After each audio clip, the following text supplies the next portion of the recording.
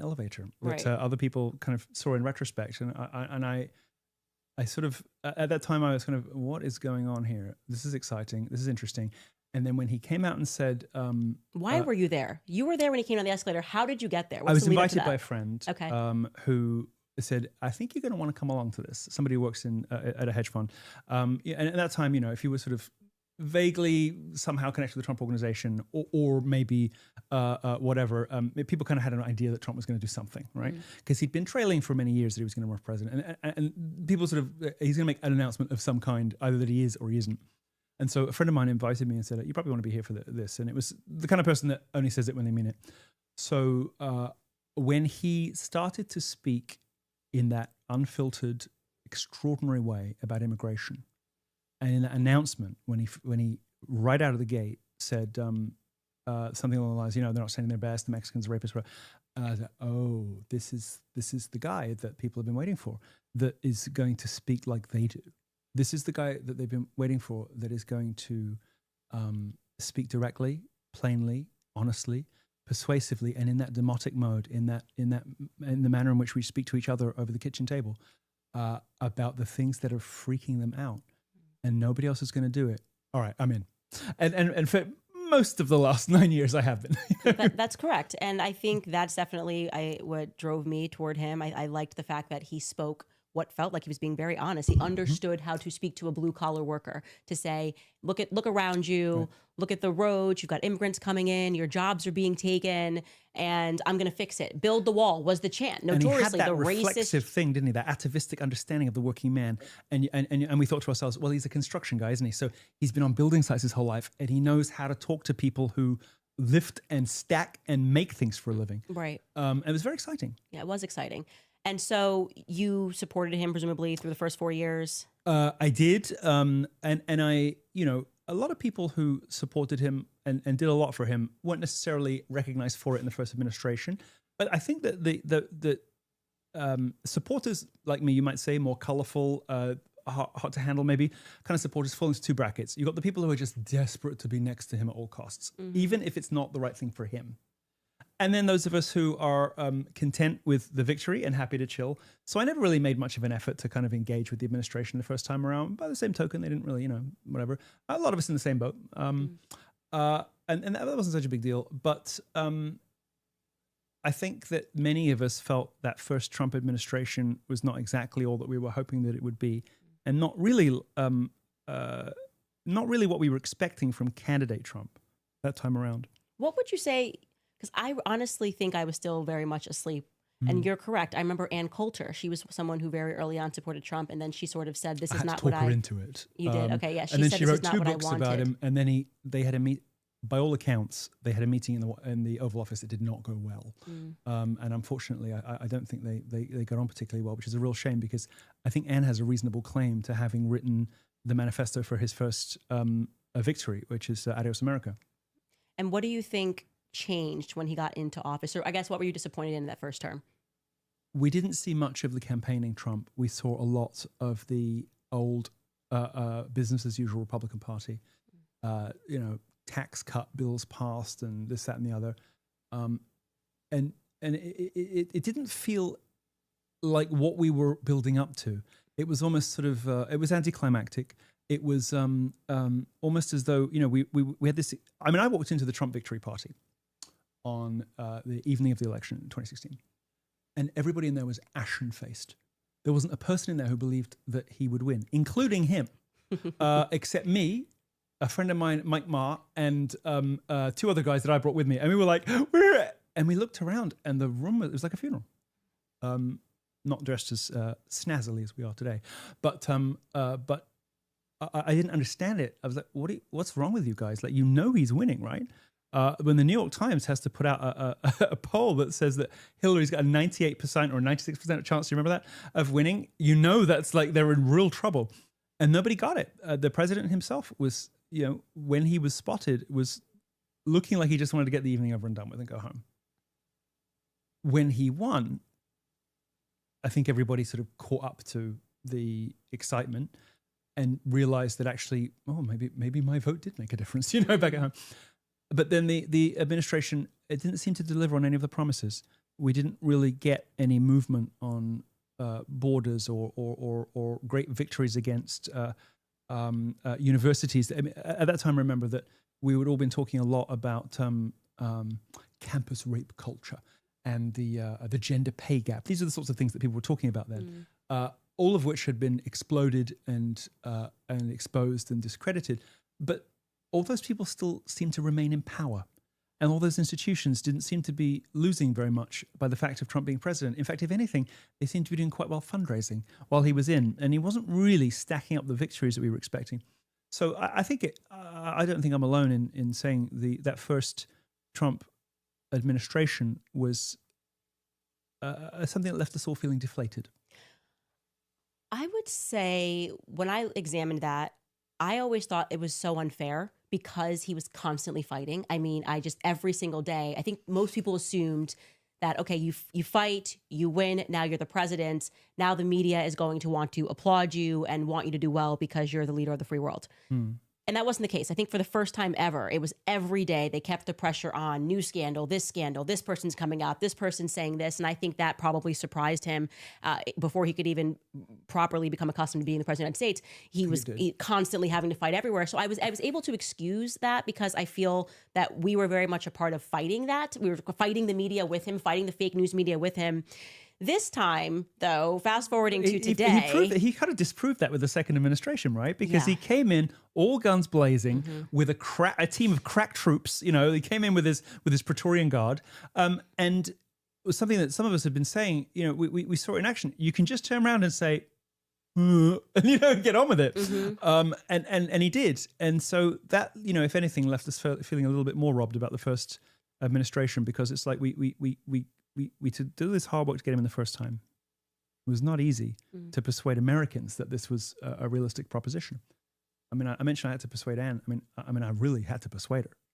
She was very upset by what Trump said about Ted Cruz's wife, for instance. And now we would kind of barely think twice about a comment like that from Trump. But at the time, it was just not the sort of thing people expected to hear from a presidential candidate. So, you know, those of us who were out giving speeches and the rest of it, we were doing a lot of work behind the scenes as well, doing the best that we could to kind of get the people we knew had a lot of firepower, you know, behind this. But we sort of robbed of progress there and then robbed of a whole election after that. Thank goodness, we thought at the beginning of this administration, things now seem to be happening. Things are getting done now in a way that, you know, they should have been the last two times. At least that's what we thought.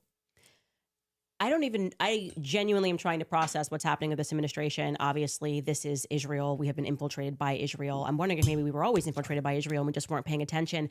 But the first remarkable fumble, and this was shocking to me because Trump, generally speaking, has good social skills and is able to read a room correctly. I would say that, right? For him to come out and say, why are we still talking about Jeffrey Epstein? Was And if a you're fumble still on that it, I don't want you as supporters. That I just go, is somebody tweeting for him? Do they have something on him? Is he actually sweating bullets? Because the Trump that I know is smarter than to try to gaslight his supporters. So what is your read on that when he did that? When he said, so here's the thing. The grand, you know, pedo theory or whatever, this idea that there are elites wielding extraordinary power in the shadows, using evidence against each other of whatever, who have... this is not a conspiracy theory. This is how every civilization in human history has become at the end, at the late decadent period, just before things collapse. It is not unusual or crazy or right-wing or lunatic to say, I kind of think there might be a secret cabal of like powerful pedophiles running the world. That's exactly what happens in every empire in history. It's what happened in Rome. It happens in all of them. So it isn't weird or strange that people would imagine that might be happening now as our civilization looks as though it may be crumbling. It's just not weird to think that. It was also a central plank of MAGA. It's why 2016 happened. It's one of the 3 or 4 things that made 2016 happen. This idea that the Democrats in particular, although probably we didn't want to know too much, but, you know, or maybe we did, but, you know, probably some people on our side too. But mostly the Democrats, celebrities, politicians, all the rest of it, were in cahoots with people like Jeffrey Epstein, doing backdoor deals, not passing laws or not running institutions for the people, but rather for their own enrichment, engorgement, and power. And they all also happen to be wrapped up, if not in outright pedophilia, at least in sexual degeneracy and so on and so forth. And this is kind of a rump of people at the top of society, the elites, who live basically beyond consequence, who live free from worry about the terrible things they do, things that would end the life of anybody else, because they are insulated by this, by the world in which they live and everybody looking out for everybody. That strikes me as a demonstrable fact of reality and not necessarily anything too great. So this is a plank, along with the border and a few other things, free speech, that become the motivating social energies behind 2016. Why it happens, right? Why Trump is possible at that moment. Why people are open to voting for somebody so unusual in politics. Why people were prepared to take the risk. Epstein is the key that unlocks the secrets, the secret architecture of our world, the way in which power is structured and operates over all of us, and over and for its own benefit, and for the enrichment and engorgement and protection of a couple of people. He represents in one person everything that we worry about, that we fear, that we strongly suspect is happening, and that we're probably right about. He's a symbol for all of it, and for Donald Trump, who we had previously assumed was somebody who just got us when nobody else did, to turn around and say, I don't understand why people are going on about this. I think it's just bad people. My former supporters. If you're into this, I don't want your support. Oh. When I heard that, my response was very simple. Okay. Yeah, mine was a bit more more expletive. I just was like, I said this to Tucker Carlson a few days ago. I would have preferred you saying F you. Nana boo boo, you can't touch us. We have so much power. Because then I would have appreciated the honesty. At least be mad. I would appreciate the honesty, but gaslighting us, like going back to this Sigmund Freud pretending technique, he doesn't know. Pretending you don't know why we're upset. You fully know why we're upset. You fully know why this matters. In fact, it was your administration, people that you've now put in your administration, who have communicated the importance of Jeffrey Epstein. Whether we're talking about, you did it. You did it. Your sons did it. And so there was just this moment where I wasn't just frustrated, I was angry. I was actually angry.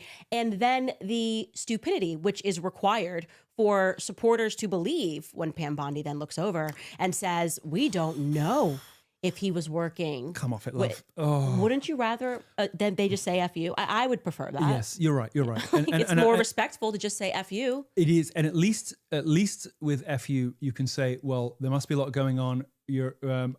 I'll talk to you when you've calmed down. At least there's an opportunity to circle back and to forgive and to assume that something must be. It's like you're going through a lot, something. Give us something to cling to. But no, cold, calculated, repeated. I don't want you. Okay. This was a betrayal, not just of his supporters, their priorities, and his own promises. But it was an attempt to deny one of the reasons that he got elected in the first place and pretend that it didn't exist. And this is a level of lie, a level of audacity that is so disrespectful and so outrageous and so extraordinary that it leaves you wondering, all right, what have they got on you? What's going on? There was something about the gaslighting too that for me felt very academic. And what I mean by that is just in my life and my experience, you find these people who believe so much in their degrees, right? We rule over you because I have a master's degree in this and I'm smarter than you. Blind faith of credentialism. Credentialism without question. And I will tell you right now, the blue collar people are smarter than them. Okay, these people would die if they had to go out and hitch a tent in the forest. Literally, they wouldn't be able to survive on basic skills, or even do a middle class job, be a travel agent. They wouldn't be able to do any of this stuff, right? Common sense is so much more admirable. And when he said that, he basically looked at people who have common sense, right? Who recognize what's happening. They maybe don't hold the degrees of your ilk, people that graduate to from UPenn and their sons go to UPenn. But they know what Jeffrey Epstein is, and they know what Jeffrey Epstein was. Yep. And so he lost. And they know he didn't kill himself. They know he didn't kill himself. And so he lost something that was almost magical about him. Again, like the ability to be a person that comes from this class of people, but to be able to speak to the blue collar worker, to the middle class. He lost that. He suddenly became one of them in that moment. I agree. And in a sense, he took a steaming pile of, you know what, on his legacy, on his supporters, and on the underpinning assumptions that he was voted in office on the basis of. He denied who he was. He didn't just lie to us. He didn't just deny us. He denied himself too. That betrayal was a betrayal of his own movement, of his legacy. This was to say, Trumpism was fake. It's not real. It's all crazy. You're lunatics. I'm the president. Shut up.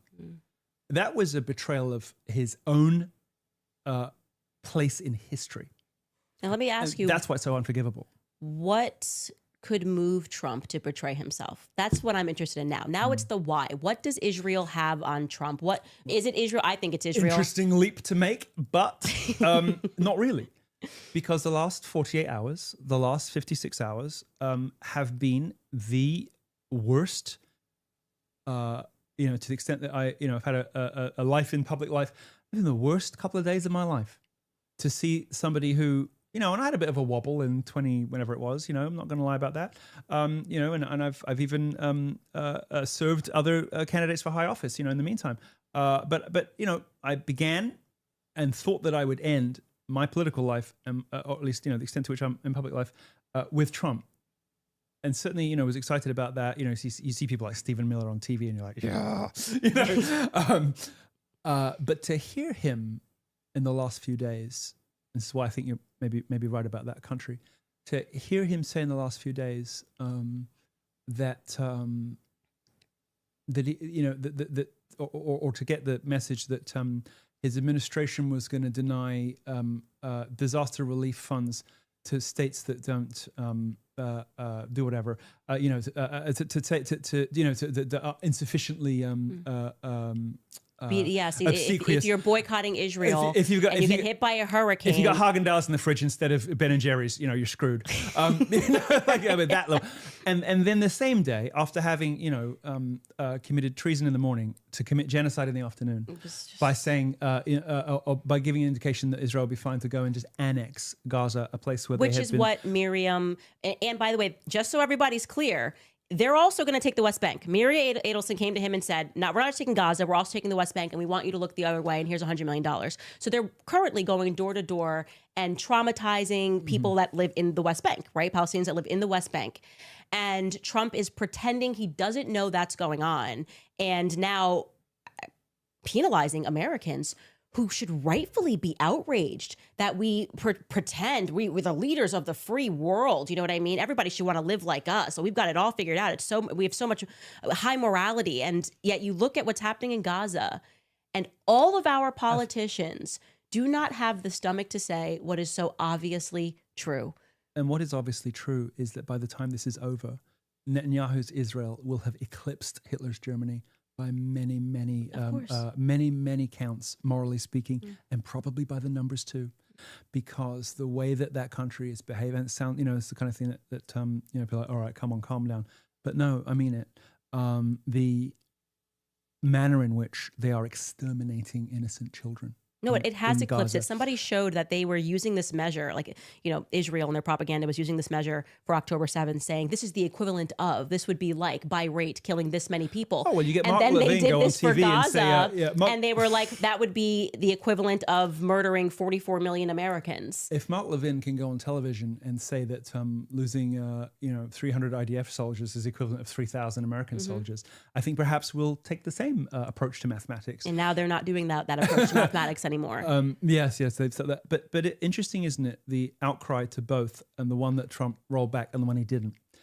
He rolled back the Zionist virtue signaling, meaning, okay, fine, let's cut that bit out of the Homeland FEMA terms, which they then tried to pretend. Oh yeah, let's actually show that. Let's actually, because they think we're this stupid again. He just thinks everybody's so dumb. Unbelievable. But Unbelievable. they actually had the language on the DHS website where you were going to be denied the funds. And I'm just trying to see which line this is on. On the left hand side is that the Israel. Oh, here it is. Yeah, it says. With companies doing business in or with Israel or authorized by, licensed by, or organized under the laws of Israel to do business. Discriminatory, prohibited. You can't boycott these companies. Then they just delete it. And they actually went on Twitter and tried to gaslight the public. It's gone full Zionist now. They're like, we had it on the website. We're going to disappear from the website. And then we're going to say, what are you guys talking about? We never had that language. Homeland Security is now getting notes added on X for lying. Readers added context they thought you might like to know. This is misleading. DHS terms and conditions only now removed the section stating boycott means refusing to deal, cutting commercial relations, or otherwise limiting commercial relations, specifically with Israeli companies.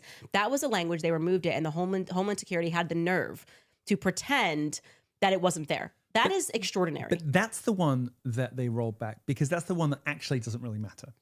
It's offensive, and it's if it had been carried through, and if it had been honored, and there had been a disaster, and a state hadn't been ready, and it was because of this, I think maybe you could say it's treason, bro. It just is. I think it's fair. I think it's fair. The threat is treason. Even having the language on that website. Maybe it is. Maybe it is. Because I've been careful about this word because I didn't like it when it was floated all the time. This is treason. It almost became comical. I'm close. Treason. Maybe it is. This is the closest I've been to saying no. Actually, if we're going to deny Americans in need supplies during a time of need because they are within their own free will deciding that it's more than bad enough. It's more than bad enough, and I think it probably is that. But it doesn't actually matter because, of course, it would matter to the lives if it happened. But it's based on the BDS thing. It's all virtue signaling, right? It's a leftist thing. And then if states are having sanctuary cities, something that you were elected to do, and you want to withhold funds, I wouldn't withhold disaster funds over that because that's mental. That's absolutely psychopathic. Just because somebody lives in a state that has sanctuary cities. I live in California. Right. What do you say? It was an earthquake. Let me plunge down a ravine. Sorry. Like that is psychopathic, and that's what we were hoping to defeat by keeping the drunk out. But and the last one. But the 2 female presidents stopped by Trump. You can't take that away from him. But that is psychopathic enough. But that's the one. Ultimately, it's kind of virtue signaling in the gesture, you know. But the one he caved on was that the one nobody has had a thing to say about was giving the nod to Israel to effectively move in and just take over huge. And how recently it was. Think how recently it was that Trump, irritated by disrespect and bad behavior from Netanyahu, was signaling when he was here that maybe America would have a presence in Gaza, that maybe that there would be a Trump Tower in Gaza, not to Netanyahu's visible displeasure and surprise, saying some of this stuff, right? And how soon, how quickly we got to the stage where Trump has said, yeah, just kidding, they can have it all.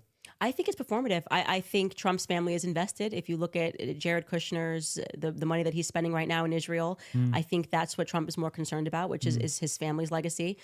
Obviously, in my viewpoint, October 7th was planned.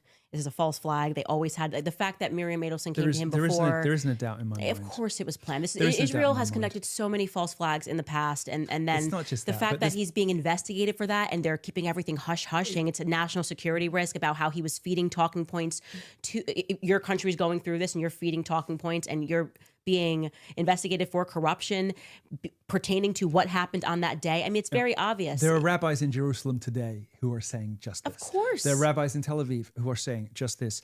There's no explanation for the Iron Dome mysteriously not working after its flawless record.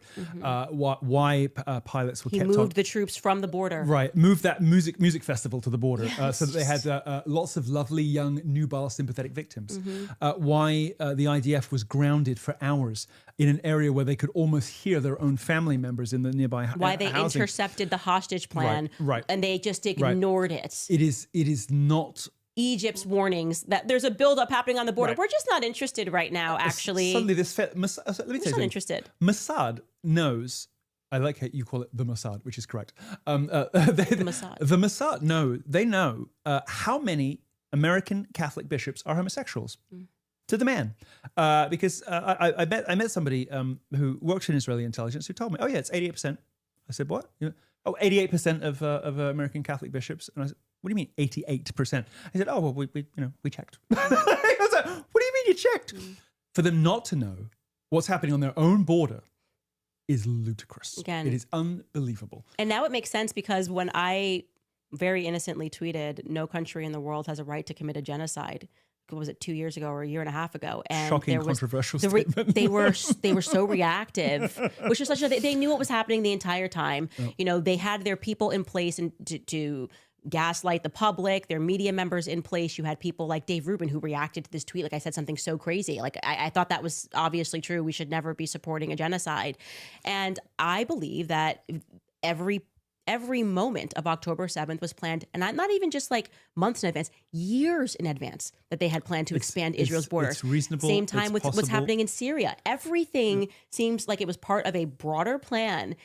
And Trump, I have to ask the question whether or not he was aware. What did he know and when? What did he know and when? Yeah, I think it's reasonable. And to try to claim that there's this blind spot where suddenly they just had a failure of intelligence. But all these other things, I mean, this is a country that has gone so far, an administration, Netanyahu's that is, that has gone so far that they're now willing to sacrifice their own citizens in order to increase their borders. Well, where do I remember that from? Could it be the word Lebensraum?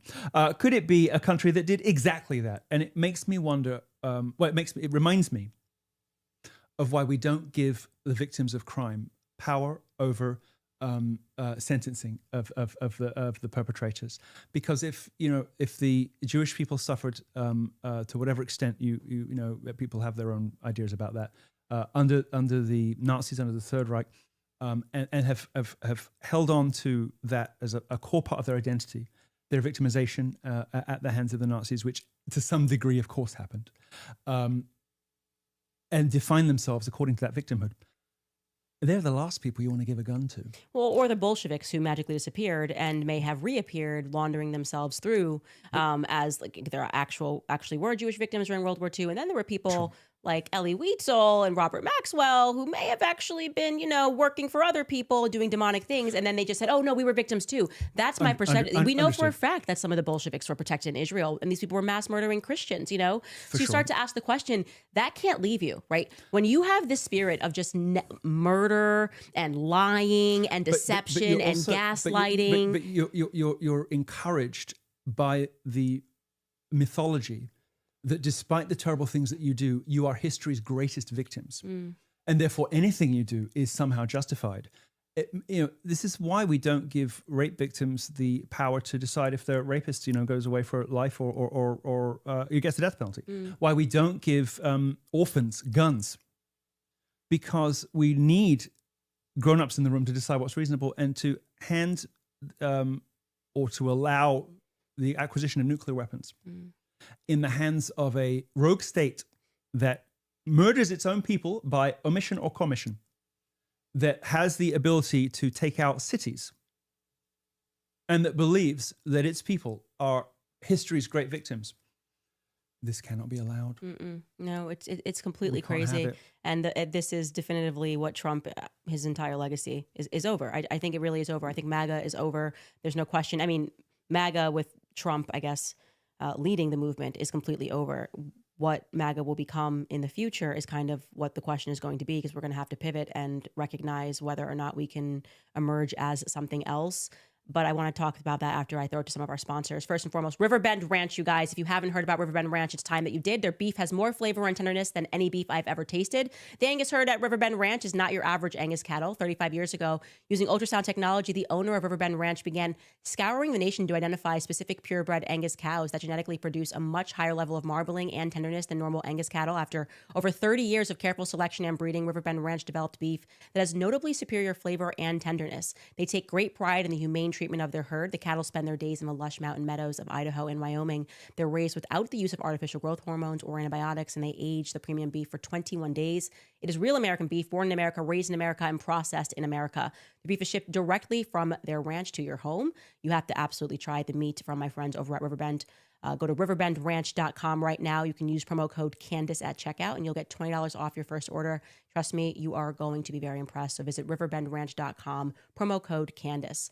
Also remind you guys about Paleo Valley. Something that my team and I are always craving are their beef sticks, specifically the ones that are from my friends at Paleo Valley. Paleo Valley makes their meat sticks with 100% grass-fed beef sourced from small-scale regenerative American farms, so you can feel good about what you're eating and what you're supporting. They've stripped out all the junk, no preservatives, gluten, soy, sugar, dairy, or GMOs, just clean, nutrient-dense fuel the way food was meant to be. So whether you're road tripping, working late, or running around with the kids, these sticks deliver high-protein energy without the crash. Keto, paleo, carnivore, doesn't matter. Paleo Valley works with your lifestyle, not against it. They have bold flavors, including original, jalapeno, summer sausage, maple, bacon, and teriyaki, so there's something for everyone with over 55 million beef sticks sold.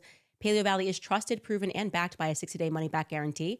Right now, you'll get 20% off your first order at paleovalley.com/Candice if you use code Candice at checkout. Again, paleovalley.com/Candice, promo code Candice at checkout. Okay, I want to kind of get into what everybody else, the MAGA originals, the patristics of MAGA, if you will. Steve Bannon tweeted, I don't know if we have his tweet, which I thought was very interesting, but he tweeted essentially Israel first. Obviously, everyone's recognizing that as it pertains to what they tried to... Meaning it, I think, as a criticism. Yeah, right? of course. Yeah, he said Israel first. Yeah, I should be clear. Tongue in cheek, Israel first. And in response to this FEMA policy, they obviously, Israel first. He sees him shaking hands. Trump has finally betrayed America. And yeah, there was this revolution, which I'm proud of, by the way, because I think it shows that MAGA is not a cult, that people are outraged, that he is not a king, that we will say that he's gone way too far. But it's not the only thing that happened. I want to get to this, and you are the right person to speak about it. I remember watching clips, and Skylar, if you can find a clip, please pull it. You went to Berkeley University and they tried to kill you. Okay. Literally, Milo Yiannopoulos went to speak at Berkeley University a very long time ago, and they tried to burn the place down. I remember they were throwing chairs through windows, and there was a fire. They started a fire because they did not want to hear a person that was supporting Trump speak at their campus. It was insane. You have no idea. Now I've left the homosexual life behind me. I will never be able to do this now. But that night, I had planned to wear a resplendent Native American headdress as my outfit. It was the climax of the tour. I was going to talk about cultural appropriation. It was the most marvelous outfit I can now never wear. But they did about $20 million for the damage to Berkeley and the town. My favorite moment, which none of the press covered for reasons that will be obvious to you, is above the Wells Fargo cash point, the ATM that they ripped out the wall. There was an anarchist sign on the wall with the words "Democrats, you're next," which nobody remembers and nobody covered. But the level of anarchist fury was quite remarkable. Yeah. It was interesting because that was a moment where I think people realized that, and this whole non-Sydney Sweeney scandal that's happening right now is kind of adjacent, but there was kind of this anger at the idea, the early MAGA movement, of white people having a place in society because they got really used to kind of tailing between malaise. You should feel angry and you should feel guilty for being white. And you kind of got on stage and said, no, maybe we shouldn't feel guilty. It's really interesting that Trump is in office and he is actually doing a lot to effectively create his administration DEI policies, the one thing that we're supposed to be going after, right, as MAGA, saying this is actually not okay. But he's doing it for Jews, okay? Yes, it's true. This recent situation is absurd, okay? Yeah. You go to school, sometimes you get into a fight. And nobody expects the federal government to immediately get involved, okay? But this is what happened. Pam Bondi, within hours of a Jewish man, by the way, a Jewish man being shoved by a girl at, I think it's Florida State University. That's correct. How wounding. They got into some sort of a tiff. We don't know. We know that he had his phone out, so we're not going to be able to see the full thing of what started it. He's wearing an IDF shirt. She says something to him. They get into a back and forth. At all, by the way. Right. Yeah, they're committing a genocide. Maybe it's 4 days previously, we have the headline that they're just gunning down civilians lining up for food. Hunger Games. Literally. And whoever's fault that is, the soldiers, the people in charge, the sergeant, the government, BB, whoever it is, they're doing it. Right. For you to go out in an IDF shirt, bit much. It's a bit much, I would say. So somebody said something to him at the gym. It was a woman who said something to a male student on campus at the gym. They get into a tiff. I'm going to show you the horror of what happened here. Oh, no. Everybody, Is it avert your eyes. Is it very graphic? It's very graphic. So He's going to get brutalized. Here is the clip that required a federal level response. Take a look Attorney here. General. Israel, free Palestine, put it on Barstool FSU. I really don't give a You're an ignorant son of a bitch. Oh, he did the LeBron James there. Oh, still holding his phone. This is the kind of vicious, amazing. deadly assault that has become all too common. No, please. And then what happens is somehow Randy Fine, who's openly genocidal maniac. So actually, he's got a bridge too far for AIPAC. They supported him. That's the morals you would think when you look at him. He laughs when he sees Palestinians that are starving. He somehow gets this clip and he alerts Harmeet Dillon. All I know is that within a couple of hours, Pam Bondi, the Attorney General of the United States, issued a tweet. And here is what she says. She says, "Thank you, President McCullough, for your leadership and prompt action. Anti-Semitism will not be tolerated in Florida or anywhere else." And then she thanks civil rights. She thanks she thanks Dillon, and then she thanks the U.S. Attorney Jack Keegan. They said they are all investigating this. So we cannot get Jeffrey Epstein's binder. We can't get a response for that. It's taking a long time to figure out who the clients were. Not one arrest in any of the things that the president's voters care about. But they had this girl doxxed, her full name on the internet. They had the police There's a whole involved. ecosystem of lovely people who are out there ready to ruin your lives if you have the temerity to object to somebody wearing a shirt that bears the iconography of a foreign army murdering children. Right. That's what happened here. And Pam Bondi got involved, and we're supposed to think what? They got involved because they were worried about discrimination, or they got involved because this entire administration only cares about Zionists and they're actually creating DEI policies for Jews. It's not just that, but it's the language too. Thank you for your leadership. This is the kind of thing you say in wartime. It's the kind of thing crazy. When somebody issues a proclamation that declares the freedom of the whatever. No, just relax. You're being the level of absurdity gives me hope in a way because, as you know, most people under 40 and everyone under 30 thinks this is insane. It's insane. Insane. Could the university not handle that little shove? Did the kid even need to report it to Randy Fine? Did he need to upload it? Like, did he survive something? I'm sorry, kids are being murdered while they're trying to get food in Gaza. He's a survivor. But this guy, that's when the federal government. That is when the federal government really speaks up to true violence. And a boy getting shoved in a college campus. Adults for their leadership. Thank you. Thank you for leadership. This is disgraceful, disreputable, despicable. It is a shame that for once the young people in this country have more of a moral compass than the old, which is not true of every electorate all the time. Really true. I mean, maybe it is more true than we like to admit as conservatives. Perhaps it is. But your time is running out, you people. You are on borrowed time as it is. Randy Fine is an artifact of years gone by when you could speak about. Because they're Muslims, and because and some of your viewers may not like this, I'm sorry, but because pretty much every American president has proven their toughness credentials by murdering a few of them. I mean, a few million. Pretty much every American president comes into office, wants to let people know they're serious, kills a few million Muslims, over and over and over again.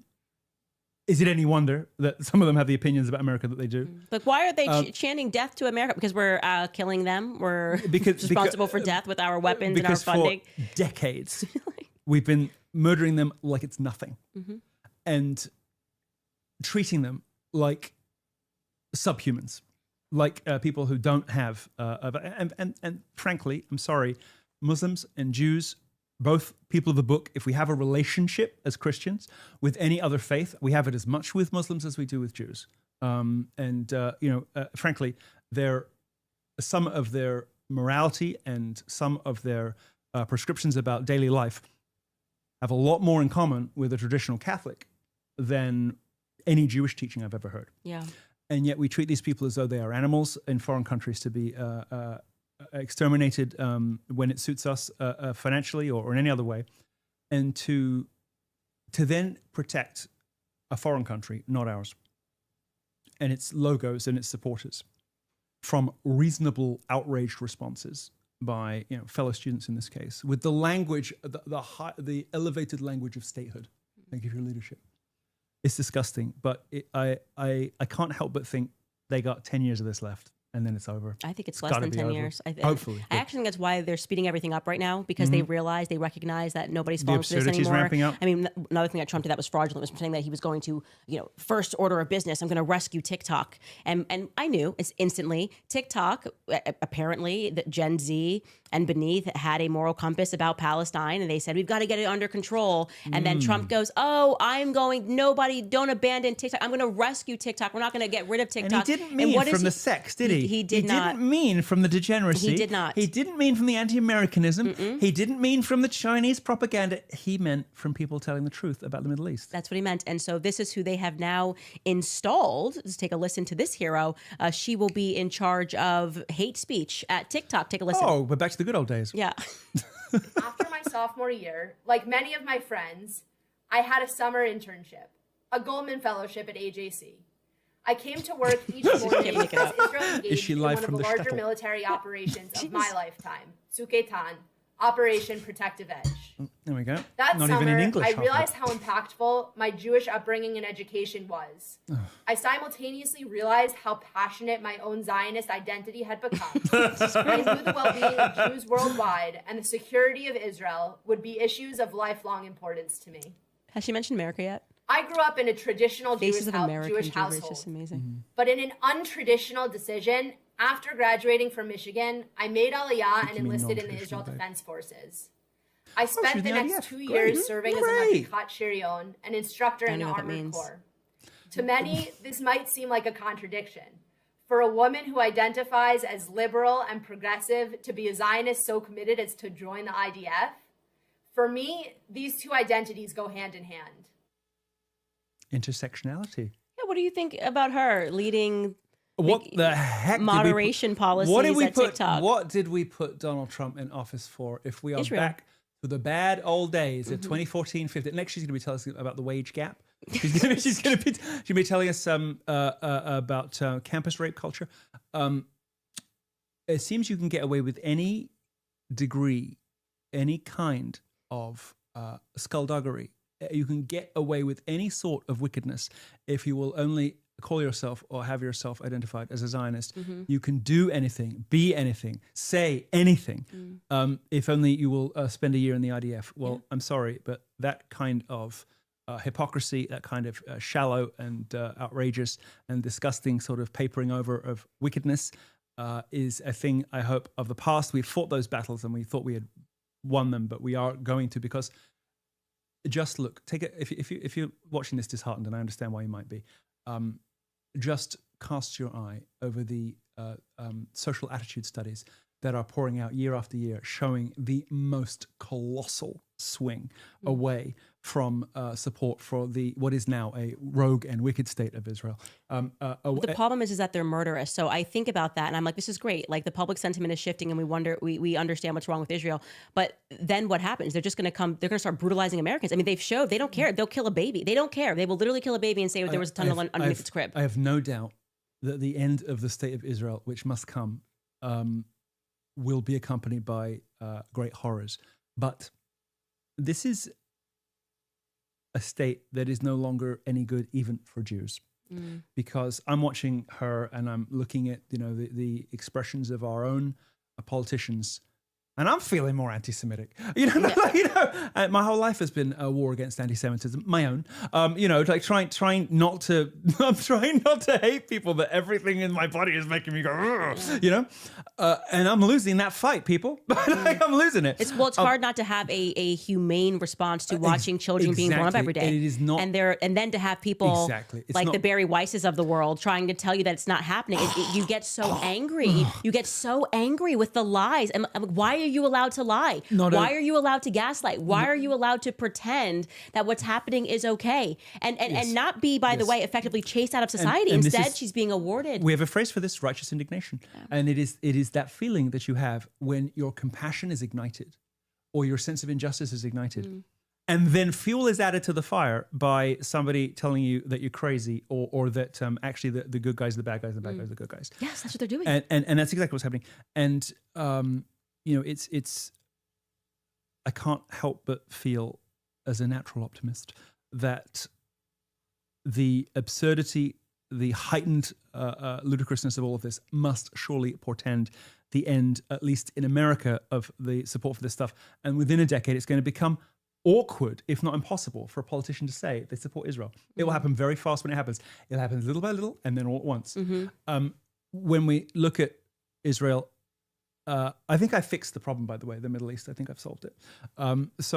The creation of the State of Israel is a colonial error. It's a colonial mistake. They should have given them Vermont, But Britain and America create this state, and they create an intractable problem that can only be resolved by the death of everyone. It can't go on.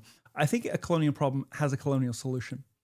And the only way really to deal with this is the one thing nobody wants to do: send in troops. Not necessarily Americans. I think probably Britain should bear the brunt of this, since this is Britain's original sin. I think that the state has failed. That Israel is no longer a going concern as a state in 2025. Both sides, the Israelis and Palestinians, have demonstrated they're not capable of self-government. I think Britain needs to take over the sovereignty, autonomous rule of that area.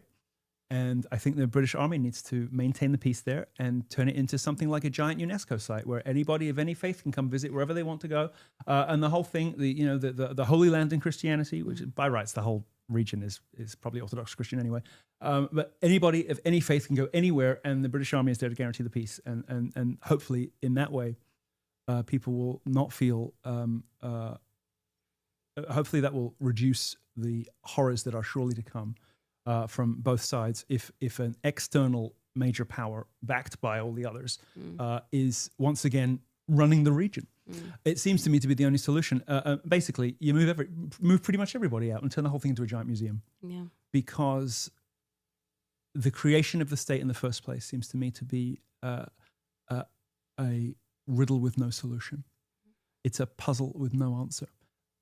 And the only way to address it is to undo the mistake that was made in the first place. Yeah, but then where are those Israelis going to go? Because I personally, like, people that turn the other cheek when they're like murdering children is not. I wouldn't want them as a neighbor. Like, personally, I'm just saying. Listen, and again, I want to be clear. It's not all Israelis. Like, obviously, the Haaretz has been every day hitting at all of the lies, and obviously they want Netanyahu, but. Too many of them are okay with what's happening. Too many of them are okay with what's happening in Gaza. I think the majority of them are okay with what's happening in Gaza. That's terrifying. I don't want that person as a neighbor. Any person, I don't even want the Americans that are supporting us as neighbors. I'm basically going, okay, where should we send these people? They can't be here. You can't be here if this is your guiding philosophy in life, that it's totally acceptable to mass murder children and to shoot them and to look the other way when they're trying to get food, to block aid, to allow a starvation campaign to get what you want. You need to leave America, by the way. So that's where I'm at. Yes, I think it's fair, but it's also it's quite a large area of territory that's under dispute here. It's a big place.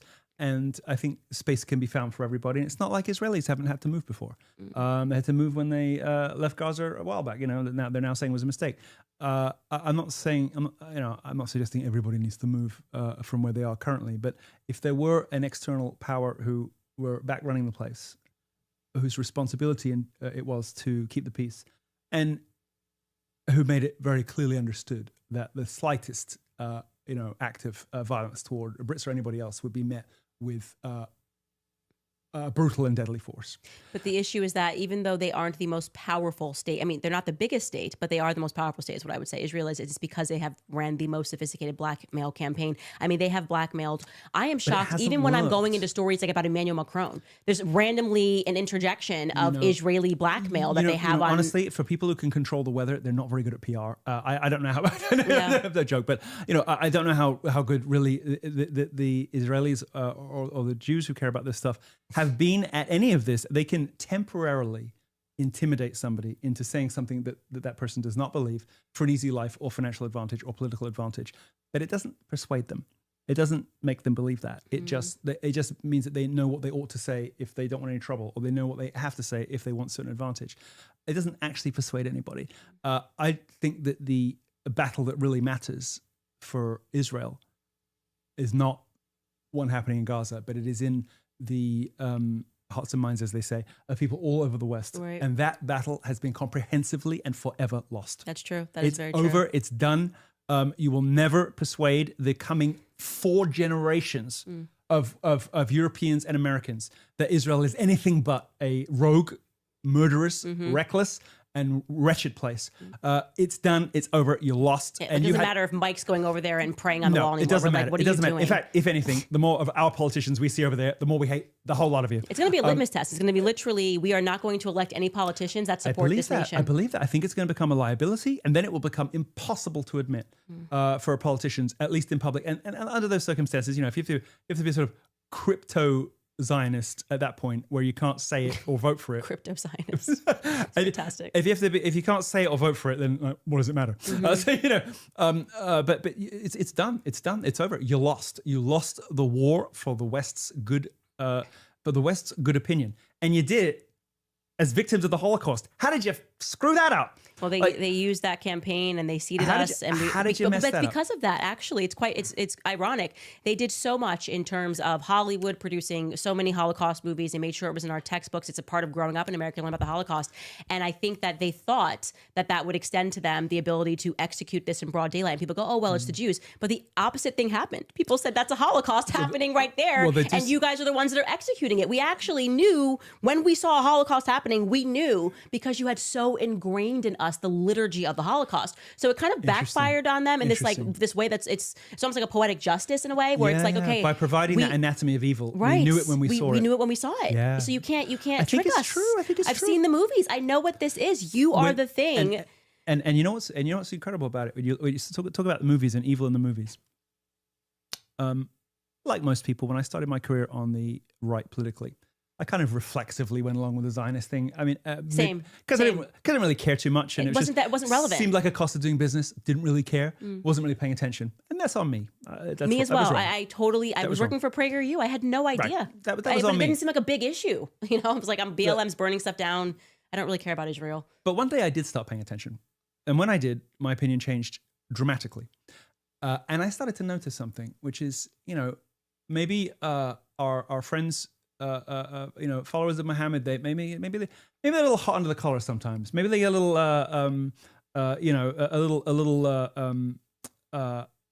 over emotional sometimes, and maybe they commit acts that are impossible for me to wrap my head around. Suicide bombings and things like that, and maybe some of it is motivated by religion, a lot of it's politics, and a lot going on. But one thing I've never seen from a former, even people who were in terrorist organizations. One thing I've never seen from any Muslim freedom fighter or former, jihadist or whatever, is the glint in the eye, the sparkle in the eye, and the smile that just creeps across the side of the face when an IDF soldier recalls the carnage that they caused and the lives that they took decades previously. And they're still attached to that memory in a way that gives them not just joy, but a kind of vicarious, delicious pleasure. And that level of cartoonish, movie villain sociopathy, you don't see it on the other side of that conflict. You don't really see it anywhere. I've never seen it before until this conflict. I never saw it until I started watching closely. So I started paying attention. And you get those videos of the IDF guys who are in their 60s and they're talking about the stuff they did.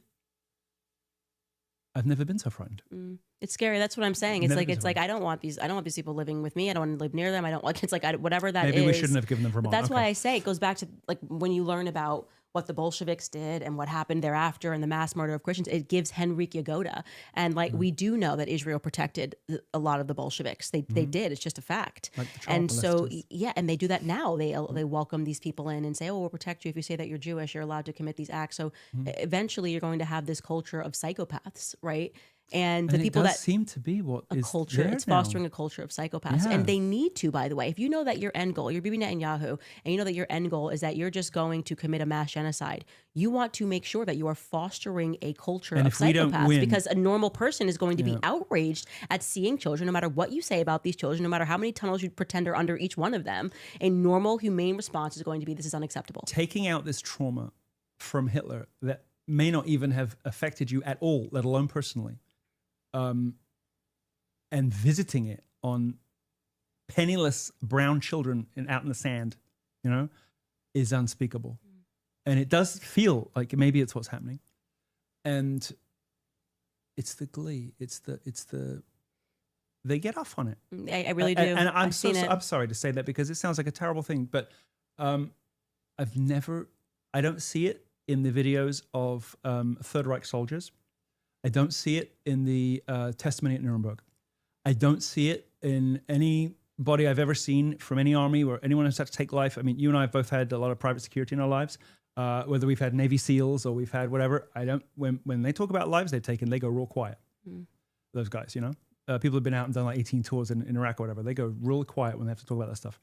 I've never seen anything like it outside of the movies. I think about what it would be like if you had to wake up every day and just murder children. Even when I think about the settlers who take the land, they are climbing over the skulls of children and babies and women. They're seeing them rotting, their corpses rotting. Your pool is and built, And you're going to build a pool there. Like, is that really what is Jared Kushner going to do? That is he invested there? Is that what Jared and Bonker? Is the Trump legacy going to be Gaza? Because my goodness, you're going to have to change your last names because I totally plan on shaming any person that even goes to visit that territory in the future.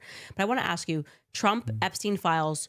He's obviously in them. We've determined that he's in them in some capacity. That was the reason for the gaslighting. Apparently, they had this meeting. Trump did not deny this, and Pam Bondi said, "You're in the files." It's been a complicated relationship, right? Because we know that Epstein was afraid of Trump and thought that Trump was going to cause a lot of problems for him.